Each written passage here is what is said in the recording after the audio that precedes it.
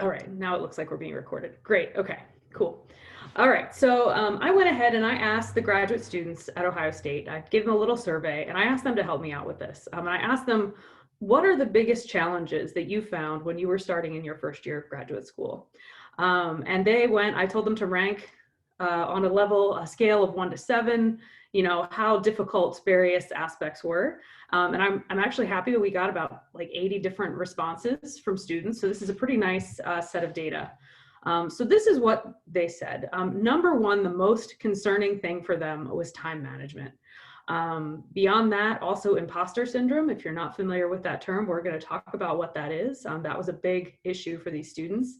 Many of them found that managing TA duties were difficult, research advisor choice, getting to know people. I think this year that was particularly difficult for many of our first year students because of the pandemic and the fact that they're not really allowed to get together with people in person. Challenging coursework, and although they said it was not that concerning, I've heard a lot of students talk about budgeting and finances being a big stressor when they start grad school. So we're going to be talking about all of these things today. And what I've done also in this survey I sent to our graduate students is I asked them, if you could go back and give advice to your former self, what would you say to yourself?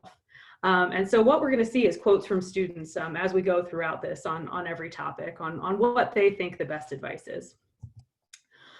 So time management came up as our number one biggest concern for incoming graduate students. And this is something that I know undergraduates certainly are struggling with time management as well, but when they get to graduate school, they find that in addition to the coursework they were taking before, they now have an added load of a teaching assignment. Many of them are serving as a TA, which can take anywhere from 10 to 20 hours per week, depending on where they are, what they're doing. And in addition to that, they're trying to find a research lab and get started on research and kind of, maybe do rotations, maybe just independently setting up meetings. It's a lot on them all at once while they're living in a new place and trying to adjust, moving into their apartment and figuring out, what their laundry schedule is going to be and all of that kind of stuff. So I will say that the biggest thing for them often is this new teaching assistantship. Many undergraduates haven't had that experience as undergrads, particularly if they're coming from primarily undergrad institutions that don't have undergrad TAs. So they often don't know what to expect with being a TA. The responsibilities typically will include supervising lab sections, preparing and giving pre-lab lectures. Sometimes, there's various extents of how much work they actually put into preparing those themselves versus being given material, holding office hours for students, grading lab reports, assignments, quizzes, and exams, teaching recitations, sometimes depending again on what kind of school they're at and what their teaching assignment might be.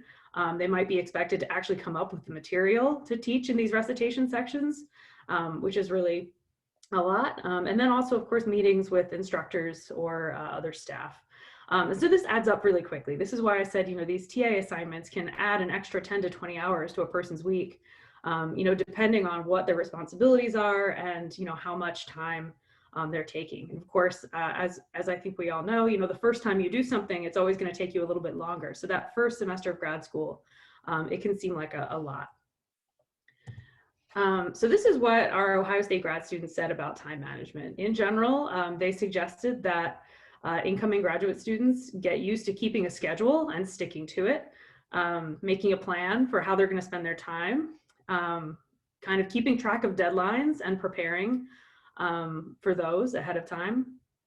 And then my favorite is make sure you find the right balance between everything, right? And this includes things like sleep, exercise, eating healthy, and taking breaks, right? In addition to your classes, research, TA duties, all the other things you have going on.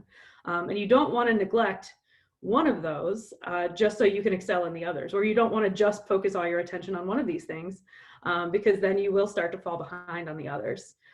So the most important thing you can do is to find the right balance of time you're spending on each activity. And that might involve keeping a calendar. Getting started on that as an undergrad is a great idea. Keeping a daily calendar and saying, okay, during this block of time, I'm going to work on homework for this class. I think that could be a really useful skill. So in the context of coursework, I will say that is something else that graduate students, incoming graduate students often will suffer with. I think everybody has taken, a college class that's challenging and difficult and takes a lot of time. But when you get to grad school, you may find that all of your classes are extremely challenging. You might find that in some classes you feel really well prepared and you know what's going on. And in others, you might feel like you're missing some material and you need to work really hard to catch up. You're probably going to have at least one class that's outside of your comfort zone, an area you're really, not that familiar with or, don't have much background in. And so the coursework will be challenging and likely more challenging than it was as an undergraduate. So, I put this cartoon in here just to remind everyone that, resilience is really important and that, you'll get through it, right? It'll seem never ending at the time, but you will get through it.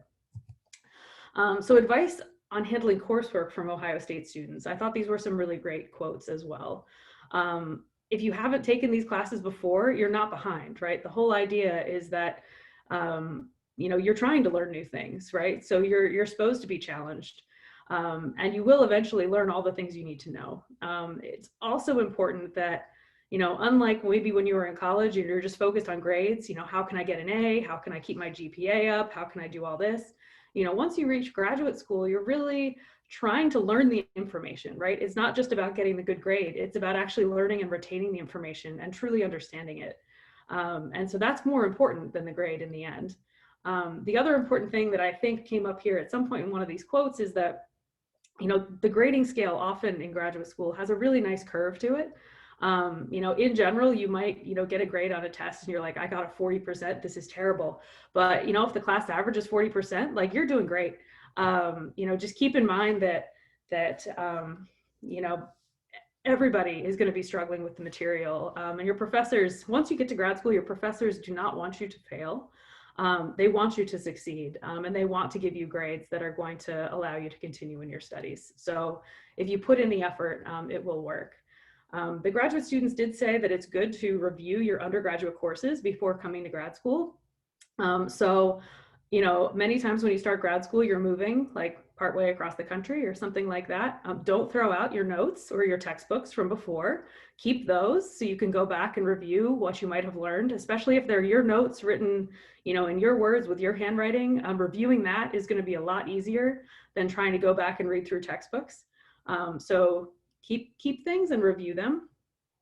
Studying in a group is going to be really important. So that is something that they suggested you do, find some friends, which we'll talk about in a little bit, and study with them, not just on your own, because everyone's going to be able to contribute something a little bit differently. Many students also suggested that the summer between college and grad school, you might feel like taking the summer off and taking a break and just forgetting about everything. But when you do that, you risk forgetting all the things you've learned as well. So try to do something intellectual over the summer.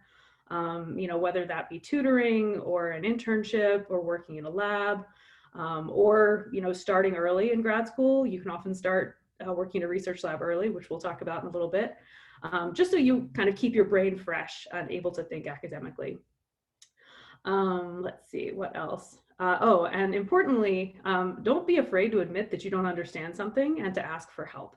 That may involve going to office hours, more than you might have been comfortable doing before, or talking to a TA more often, even raising your hand and asking questions in class.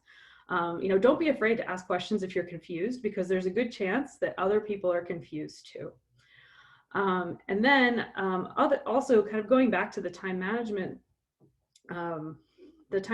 topic, you should focus on meeting deadlines rather than being perfect every time, right? You can really fall into this habit of perfectionism with trying to get, make sure your problem sets are absolutely perfect, or your TA work is absolutely perfect. But keep in mind, you have a lot of other things going on. So, meet the deadlines, and if things aren't perfect, I think that's okay. You can settle for that. And also trust yourself. With a consistent work ethic, you're going to be able to figure things out. So it's important not to get into your own head and convince yourself that you can't do things. So that brings me to our next topic, which is imposter syndrome. So if you've never heard of imposter syndrome, it's that feeling that you don't belong, that somehow you're kind of skating by and you're an imposter. And at some point, somebody is going to figure out that you don't belong here. And what I have to say is that everybody I've ever met in science has had this feeling at some point in their life. Like they look around, they see everyone else, and they think they all have it together and they all know what's going on. And the truth is, none of us actually do. We don't. Anyone that says they do and they know everything, it is lying to some extent. So just the Wikipedia definition of imposter syndrome, I'm not going to read it all out, but it's basically this idea of feeling like a fraud, having doubts in your skills and talents, and downplaying your accomplishments, assuming that everything that's ever happened to you is because of luck, not because of you actually deserving it. And you can get into your own head, especially when you start graduate school, feeling like you don't belong and that you got admitted by mistake, and all of these things happen. And I have to tell you, most of the graduate students in my department, at least, have told me they have suffered with this, at least at some point. This is really common when moving from undergraduate to college. So just a little graphic. What imposter syndrome feels like is that, here's what you know, and look at all the other stuff everybody knows. And the reason it feels like that is, because, yeah, you're going to have some people that know a little bit more about one thing, and another person knows a little bit more about something else, and someone else knows a little bit more about something else. Everybody has their unique expertise and things that they're good at. And you do too, right? You know plenty of things, and there's going to be some overlap with what these other people know. It's going to feel like sometimes, there's so many things you don't know, but you know what? There's so many things these other people don't know too. So it can feel really intimidating. And I will say, like I said, this is a really common thing. Imposter syndrome, lots of people suffer from it, not just chemists, scientists, students, celebrities do as well. This is my favorite quote from Tina Fey, who has been all over this. And she basically says, she's got a complete feeling like, oh God, they're on to me, I'm a fraud. And then you try to go the other direction and convince yourself everything's going to be okay, and you put on this outward appearance, and then it looks like you're an extreme egomaniac, right? And how do you balance between these two things? And that's something she struggled with, and I'll be perfectly honest, I have too, for years. This is really hard. So just sticking with the imposter syndrome thing, just because I think this is one of the biggest challenges that undergraduates face when they start grad school. There's some common feelings that I think we all have, and I'm going to show you how they relate to science here in a minute. The first is perfectionism and fear of failure, feeling like a fake or a fraud, believing that all your success was dumb luck, or downplaying your actual successes and achievements.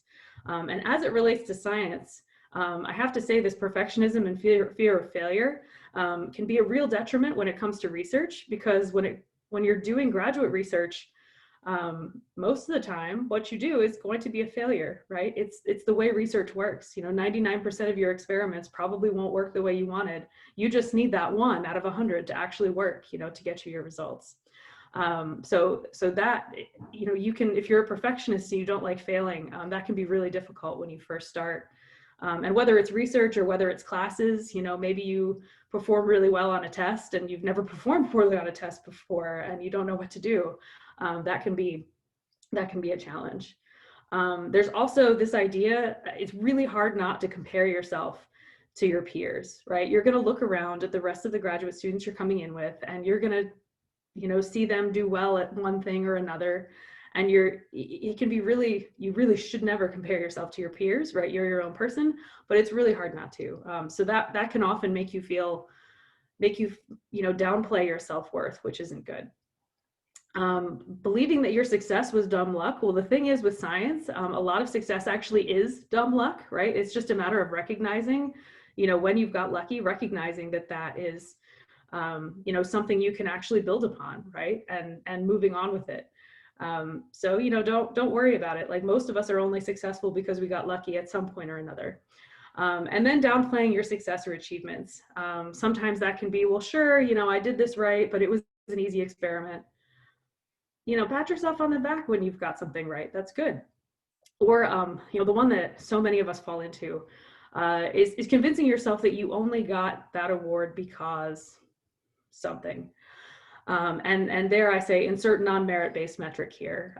So I can give you examples of that. I was convinced I only got into grad school because I was a woman at the time, because there weren't that many women in my incoming class. So when I thought, oh, I don't belong here, why am I here? Why did they admit me? I looked around, oh, it's just because I'm a woman. And there are so many times that I've done that, and you can't, right? You can't. Like, your achievements are why you're there. Extra bonus for whatever the other non-merit-based thing is. So advice from Ohio State grad students, many themes came up here as well. My favorite is this top quote: "You have to push through the crippling feeling of whatever school it is you've gotten into, making a mistake and admitting you. They had a reason to admit you, right? So you shouldn't be questioning this every day. Don't get that feeling that you don't belong here. You do, right? It doesn't matter where you start in comparison to your classmates. What matters is the end point, right? Where you got, and you're all going to get the same thing. You're all going to get a PhD. So as long as you're keeping learning mentality and persevering, you'll all get to the same place. And then the other most important thing is that if you constantly feel like you're not good enough, then you're in the right place, right? Grad school isn't supposed to be easy. Otherwise, everyone would have a PhD. So if you're feeling inadequate, it means you're being challenged, and that's kind of the whole point. So you're obviously good enough. Of course, they said you wouldn't have been accepted to the Ohio State University if you weren't, but that applies to any university you get into. Talk to others about how you feel, and you'll see that pretty much all of them are feeling the same thing. And if they're not, they're lying. And I love that the grad students even recognize this. Even professors feel it sometimes. We do. We definitely do. So some tips on building your self-confidence. This one, I got a little personal with this one. So identify your strengths and learn how to use those to your advantage. For me, I knew I was a good writer, right? So that was one of them. And I knew I was a good writer. I could help my peers. I could help my advisor with writing and proofreading and all of that. And so I offered to proofread and read through things all the time. And pretty much, I started feeling valued because people would come to me and ask for help with that kind of thing. My other favorite, this is a quote I actually put on one of my group meeting slides. So I found it. This is from 2003. I thought I was awful at organic chemistry. I actually still am awful at organic chemistry. But I'm really good at reading the literature and finding out what to do, right? So I said something like, I'm a terrible organic chemist, but I'm a beast with SciFinder. Like, yeah, I don't know how to do this. Like, I've never seen this reaction before, but I can figure it out if I just go into SciFinder and read the literature. So find something you're good at, right? Convince yourself that you do have value, even if there are weaknesses, right? Figure out ways to get around them. In my case, it was, I learned how to look things up really quick. So getting to know people when you start grad school is going to be a little bit different than when you started college. So as a freshman in college, typically everyone's living in dorms. You're all together. You kind of have your incoming class and your cohort, and you're living together, you're eating in the dining hall together, you have a real sense of camaraderie there. You will have an incoming class cohort, right? There will be a group of other, first year grad students all starting at the same time, and you're gonna be able to get to know them. But it's gonna be a little bit different, right? You're gonna have just kind of the people you're taking classes with or teaching with. So you might have to put in more effort to get involved on campus and to get to know people on campus. And to get to know people in your department and all of that. You may be moving, and this was the case for me, and I think a lot of other people, you may be moving from a small college to a really large research university when you start graduate school. And that can seem very intimidating, but keep in mind that, in most cases, the chemistry department is still gonna be a very nice, kind of small, tractable size. So you will get to know people pretty well if you put in the effort. So I will just do a shameless plug for Ohio State and how students there can do things. We have a very active NOBCChE chapter. I would say it's probably one of the most active student NOBCChE chapters in the country. They're wonderful. They meet frequently, they mentor each other, and they travel to the NOBCChE National Conference, of course, every year, or at least virtually if they can. And they present together, they do social activities together. They bring in seminar speakers and alums and everything. So if you have a NOBCChE chapter on campus or, some other student group, definitely get involved in it. And you can do that right away, like the second you arrive on campus. Just find out what the student organizations are, reach out. and find out when their meetings are and get involved. Most schools are going to have some student organizations. It might be NOBCChE, it might be a women in chemistry or women in science group if you are a woman. Most campuses will have a SACNAS chapter as well. And also sometimes the chem departments just have student clubs or seminar organizing committees or something like that you can get involved in. It'll be a really good way to just get involved and meet people in the department that aren't just your incoming class, right? You're going to want to meet some senior students as well. So advice from current Ohio State grad students: network with the current grad students and learn how the networking process works.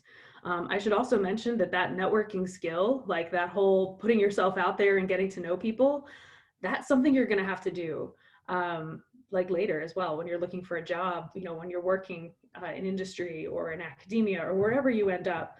Networking is a really important skill, so go ahead and practice that when you're getting to know new graduate students in your new department. A lot of the students said that you're going to have a group of people to hang out with. You can't be a lone wolf. Even if as an undergrad you could do all your homework by yourself, you never had to talk to anybody, that's probably not going to be the case in grad school. You're going to need a support system, and you're going to need some good friends and mentors, and yeah, to work on homework with. That will help a lot. Many people said that, let's see where to go.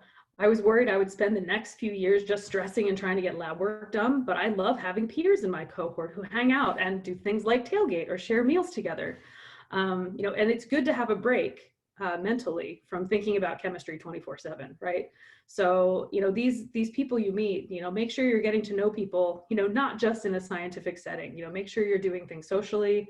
You can go have friends that aren't chemists, right? You can get to know people in the community as well. Grad students in other departments, or people that aren't even associated with the university.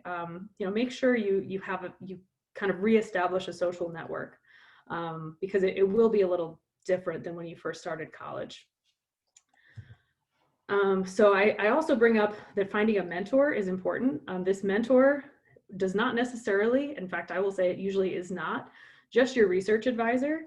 This might be a senior graduate student, a postdoc, a member of your committee, some other faculty member on campus. Find someone that you can talk to, that you can go out and have a coffee with and just talk about things you're struggling with. And if they're kind of a little bit senior to you, they're going to relate, and they're going to have been there too, and they can share with you what strategies they used to get through whatever obstacle it is you're seeing. So kind of build a support system for yourself. I think, most faculty will tell you they didn't get to where they are without some mentor along the way, encouraging them or helping them through the struggles. When it comes to finding a research advisor, I'll say that this is a big struggle for new graduate students as well. At least I'll speak from personal experience. When I was an undergraduate, I kind of accidentally fell into a research lab. It was like a professor that I knew from a class I took that just reached out to me and said, "Hey, do you want to join my lab?" And I was like, "To do what? I don't even know what research is."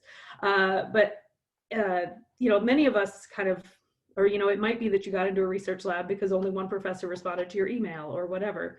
So you might not have had this really broad choice of like, what kind of research area do you want to get into and who do you want to work for and all of that.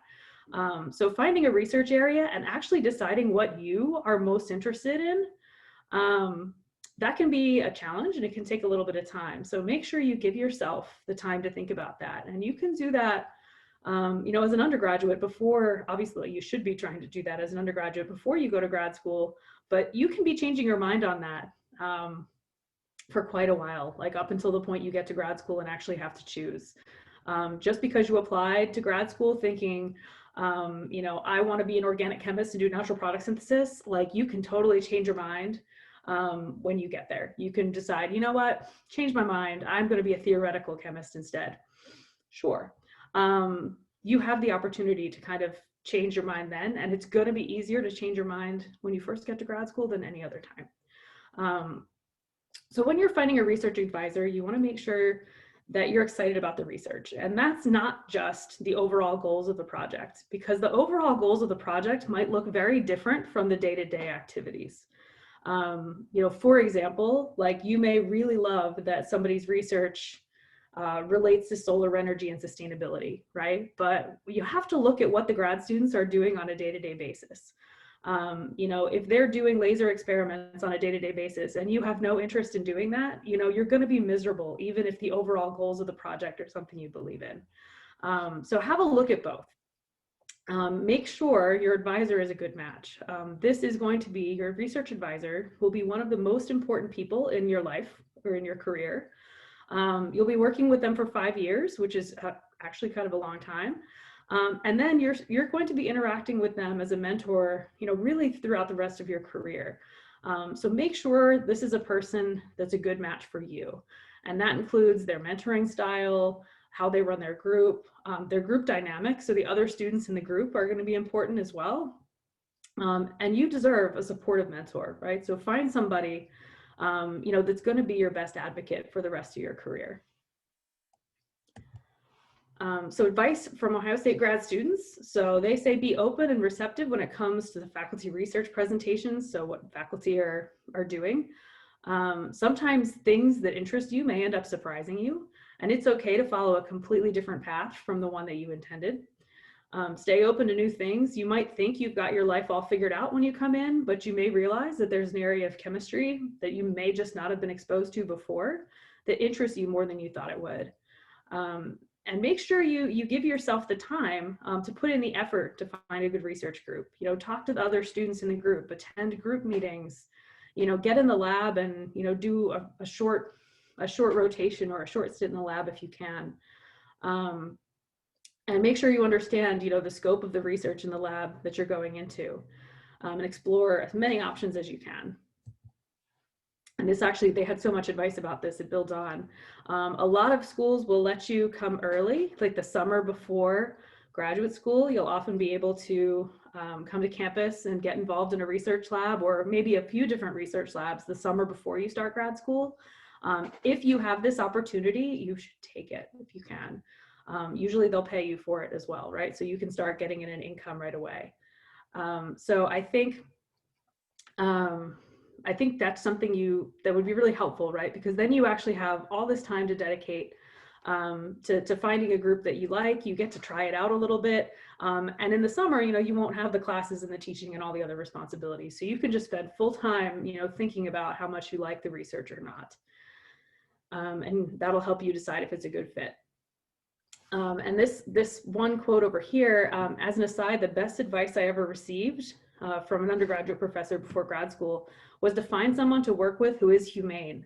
And I don't know if that's supposed to be humane or human, but either way, I think it's really important to find somebody that, is relatable and relates to you and understands you and can work with you as a person, right? If they're treating all their students like worker bees, you might not, you're not going to be happy necessarily, right? Okay, so another thing that I think happens, once people get into a research lab, or even when they start doing rotations in a research lab, it can often be quite challenging. So a lot of times as an undergraduate, you have like a direct mentor that is working with you like every minute that you're in the lab. That might be your research advisor, depending on, what kind of school you come from and who you might have worked for. It might be that you always had a grad student looking over your shoulder that you could talk to every day, every second of every day that you're in the lab, and they're always standing right behind you and telling you exactly what to do. That was the experience for me, to be honest. When you get to grad school, you're going to be expected to be a lot more independent.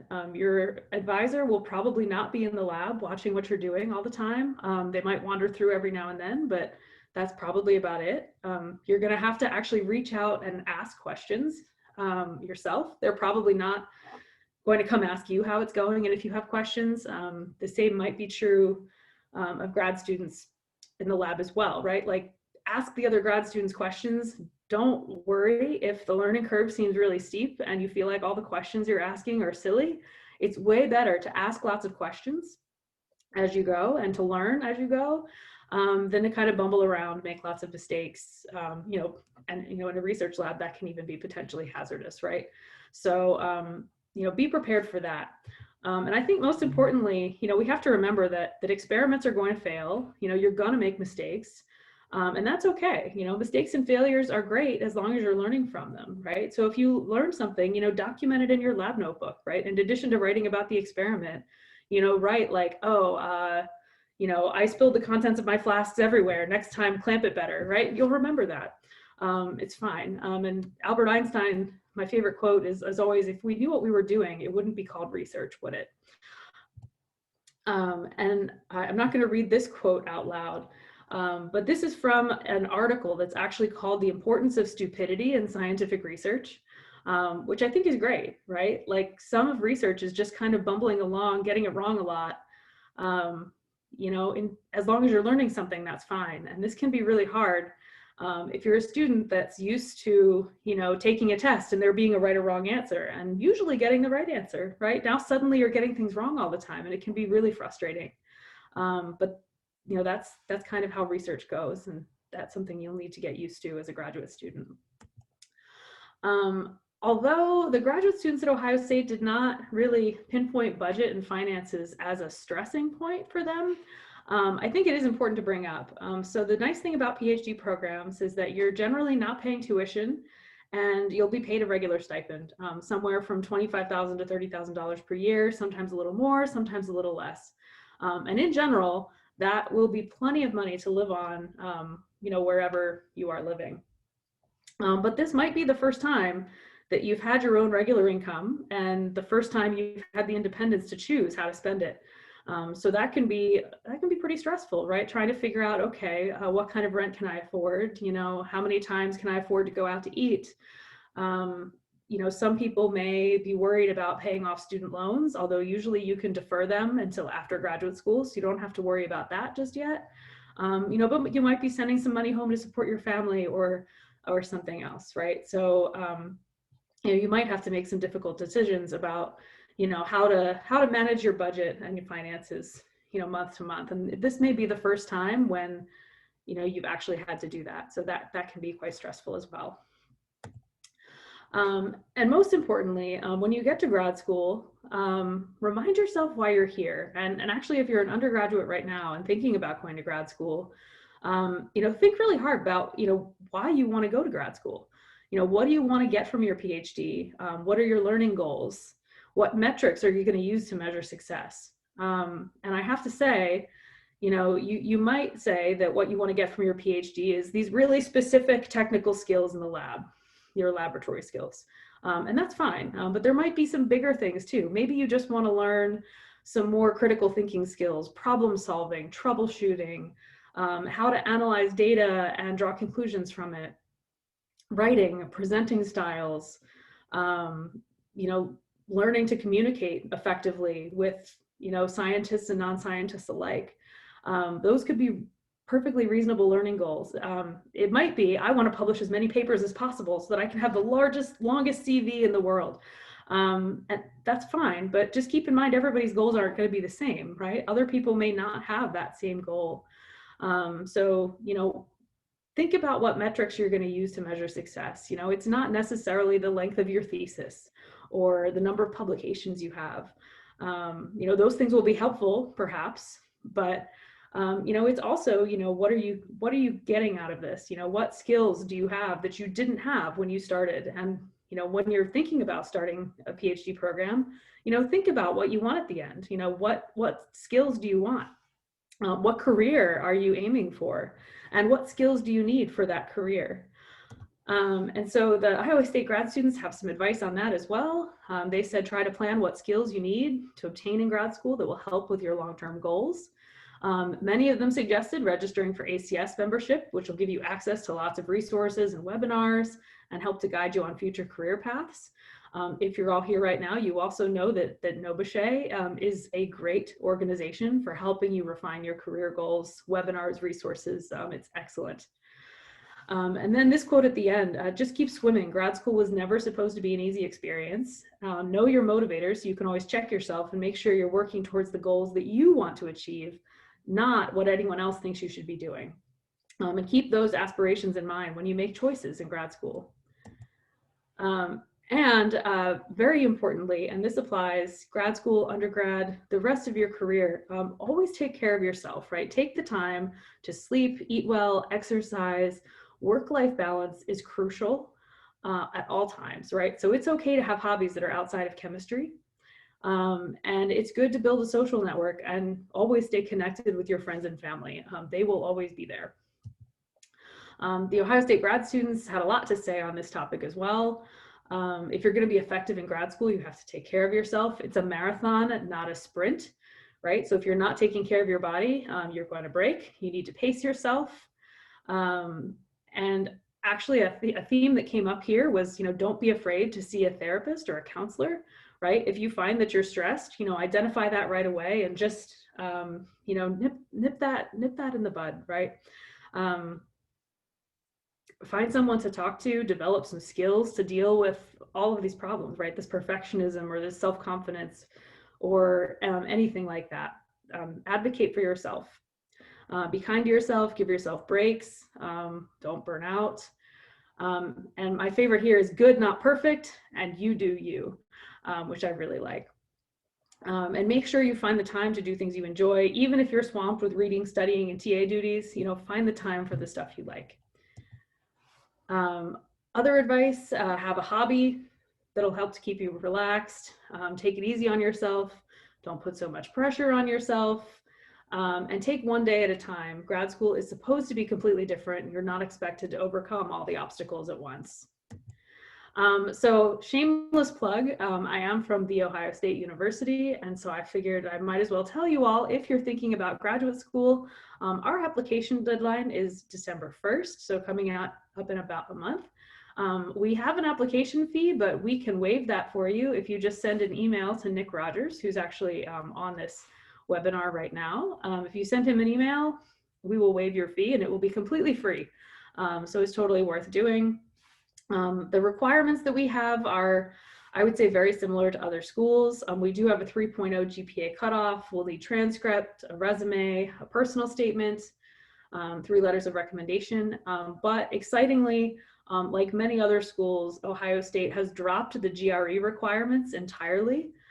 We've done it permanently, not just this year as part of because of the pandemic, but many schools have dropped it this year or permanently. So we don't even consider it. So if you send scores, we won't even look at them. So I think that makes it much easier and more affordable to apply to grad school, and puts everybody on a nice level playing field. So with that, that's actually the end of what I had prepared for today. I would absolutely love some questions to answer. I'd love to answer some questions and hear from you about what your biggest concerns are and how you might be able to handle them.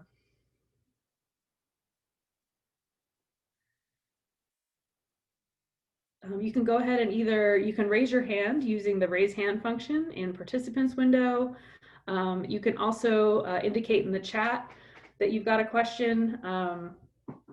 Nick Rogers, who is our graduate admissions coordinator at Ohio State, he's here and moderating the session.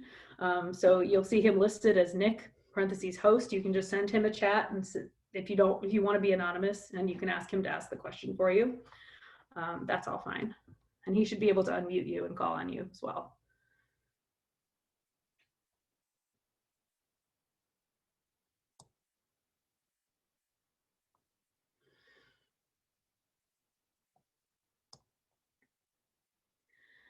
Okay, Adrian has a question. Nick, can you unmute him? Oh, hello.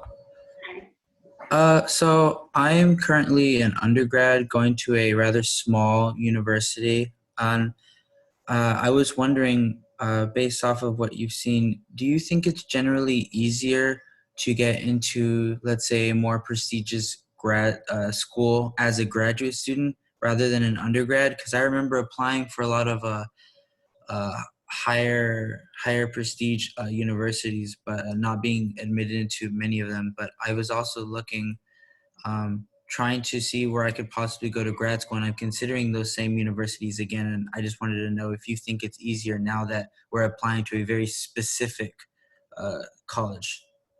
Yeah, I think it is actually easier to get into grad school than it was to get into undergrad. I guess I won't give you the specific examples and name schools, but there are schools that I got into for grad school that I did not get into as an undergrad. In fact, there's schools that I wouldn't have even applied to as an undergrad because my, guidance counselor told me no chance, right? Oh, And okay. I got into some of those schools. So yeah, I think your chances are better because it is a smaller applicant pool, right? It's very specific, like just chemists applying to a very specific program. Mm-hmm. Um, yeah, I think you can aim higher than you think you can. Okay. Okay. That's actually very helpful. Thank you very much. Yeah, no problem.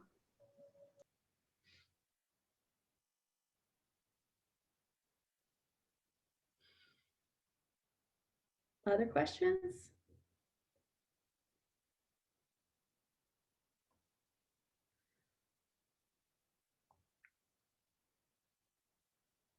All right, Isis has a question. Nick, can you unmute? Hi, I have a question regarding applying to grad school after COVID and everything. In my college, the research labs were closed due to COVID, so I haven't been able to continue doing research. So I was wondering how that affects me when I have to apply to grad school. Yeah, And what's your opinion about it?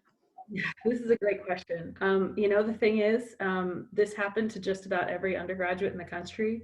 I know, all the undergrads at Ohio State also kind of got a sudden hard stop in their research in March. And so, many undergrads, would have had, an extra year of research if it weren't for COVID.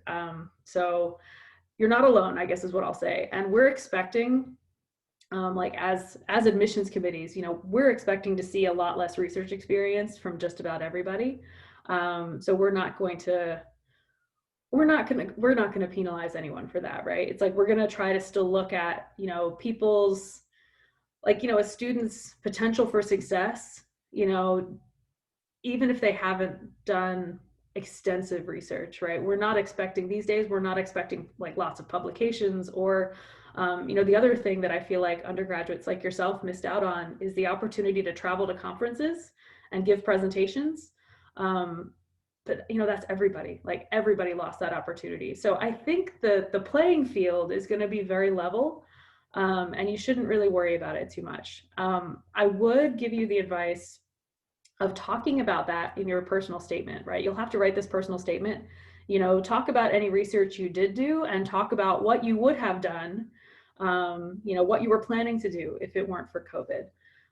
I really think if you talk about that and, you can talk about that in terms of, here's some adversity I faced, right? And, I overcame it by using my time to do this other thing, so build that into your personal statement a little bit and just, make sure you emphasize that you are interested in research and you wish you could have done more. And I think admissions committees are going to understand because it's almost every undergrad that's applying to grad school right now is going to be in that same situation.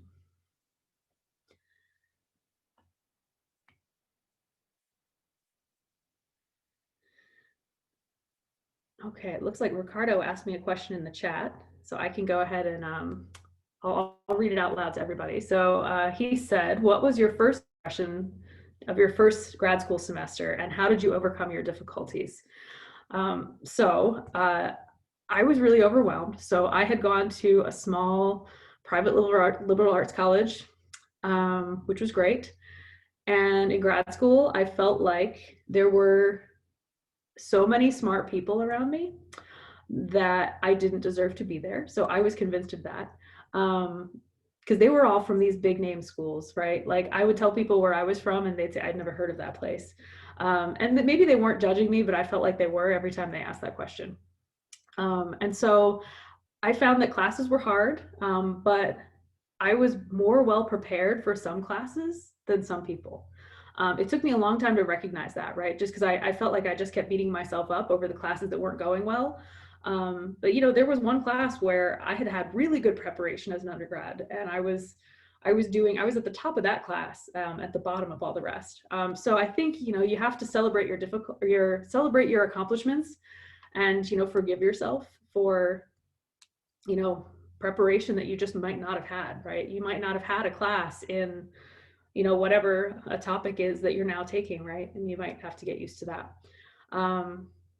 Yeah, so how did I overcome this? It's a good question, because I will tell you, it took me a very long time to overcome, particularly the imposter syndrome part. You know, I got through my coursework by working with groups of students. You know, I found that I could help them with some topics and they could help me with other topics. And so that was really helpful. I was able to get through my classes that way. With research, I definitely didn't know what I was doing when I got in the lab. I was a disaster. You know, people expected me to know things that I did not know. So yeah, I got over that by just asking more questions and not being afraid to ask more questions, and actually not being afraid of what people thought. It was like, you know what, you know, I'm going to get a PhD from the same group and that you are, right? And it doesn't matter if right now I don't know what I'm doing, because at the end, I'm going to know all the same things you did. So, you know, I kind of had to give myself a pep talk every day to get over that. But I think those were some of my strategies. I will tell you, therapy is important, right? And I wish I had gotten that myself sooner. I think it was maybe my second or third year of grad school before I started seeing a therapist. So I think that, and that's something a lot of grad students, you know, find that they need, right? There's a lot going on, there's a lot of stress, and it can just be helpful to talk to somebody. Yeah, so that was, I don't know, that was my experience. I hope that helps, Ricardo.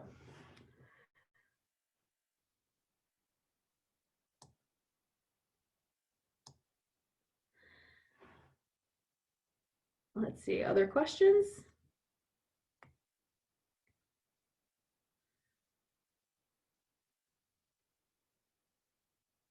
All right, well, as Ashley has been putting in the chat, there's a survey where you can provide feedback. This presentation was recorded and will be available for all of you to see. And this is actually just one in a part of, I believe, a 6-part webinar series that the NOBCChE Collaborative is going to be having on different topics. I think there's one coming up in November and another one coming up in December. I honestly don't know the topics, the dates, the times, or any of that yet, but it will be posted on the NOBCChE website that Ashley put in the chat.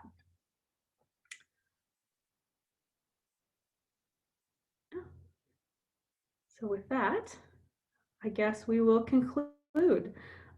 Thank you all for coming, and best of luck with whatever you do next.